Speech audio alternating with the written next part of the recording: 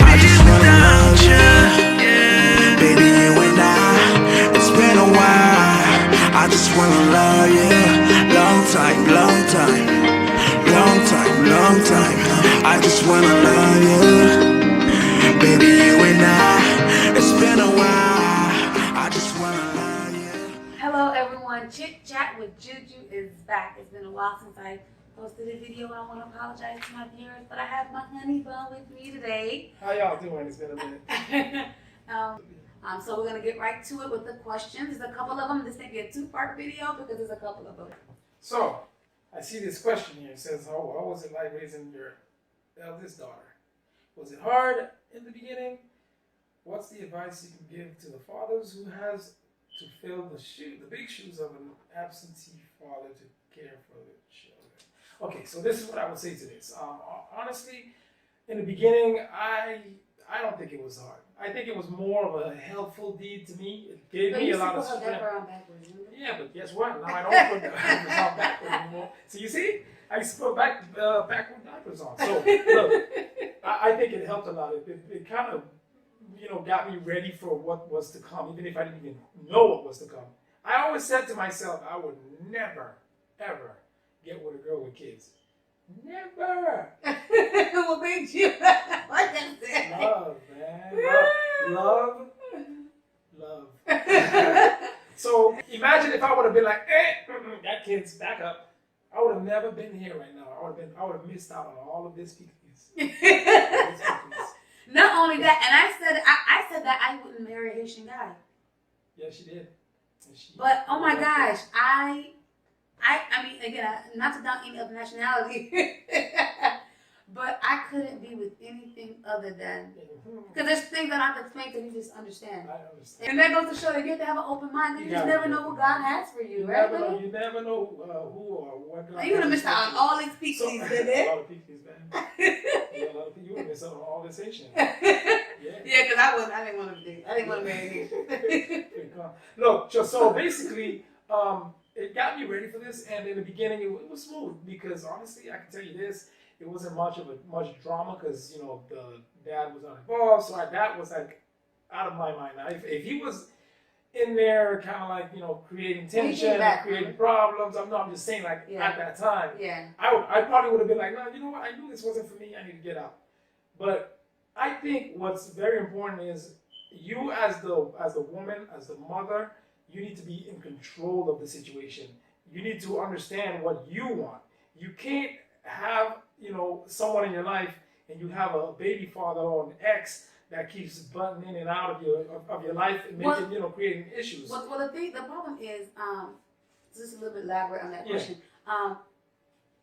When we have children, I know for me, after I had my oldest daughter, I made sure that I didn't let him meet her right away.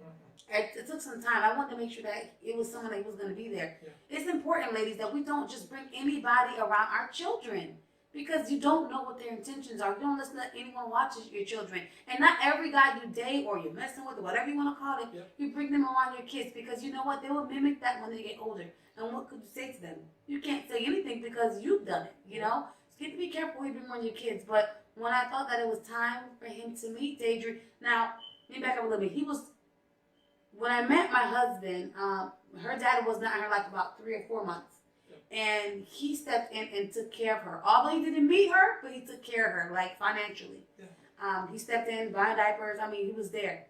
Once I introduced him to her, they clicked. Like, he was the first person that she called dad because she was 1 year old at the time. And then her dad came back in her life. And he's not an absentee father. He may have been a horrible person for me. But he's a good father for her. I'm not gonna lie about that. She has 2 dads, 2 awesome dads, and she's blessed with that.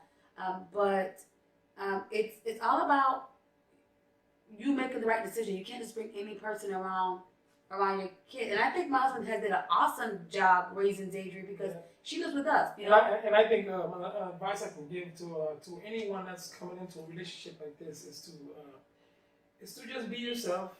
And at the same time, to understand that, it's not just about you and her.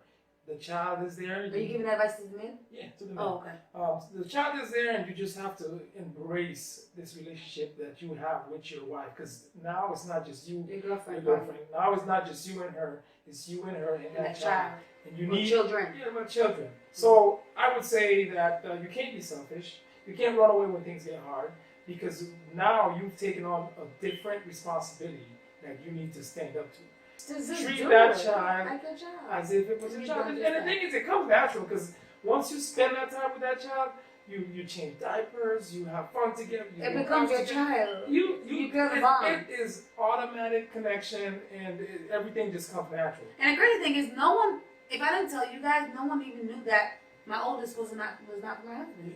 You just have to understand, when you come into a relationship, what you find in that relationship, you have to build. And not only that, man, like we fall in love with. I fell in love with him because of how he was with my daughter. Yeah. I like that bond. I was like, dang, that's. I want my daughter to have that with her dad, and it doesn't necessarily have to be the dad, because just because you donated, whatever, that doesn't make you a father, at all. It's who's there, physically, mentally, financially. Who's there, and that's what you've been. So. Yep, that's right. And I want to say thank you for giving me the opportunity to sit on this couch. You were thanking me. Juju, did you know what I'm saying? Well, I see. I'm just saying. Just want to say, this is something that's not only us helping you guys, it's helping us in turn. It really does. You guys help us too. Like, so look at these questions. Thank you. You just gave me a good idea of something to spark a relationship. What you gonna do? All right, look, I gotta go. So get started. We love you guys. We love you guys.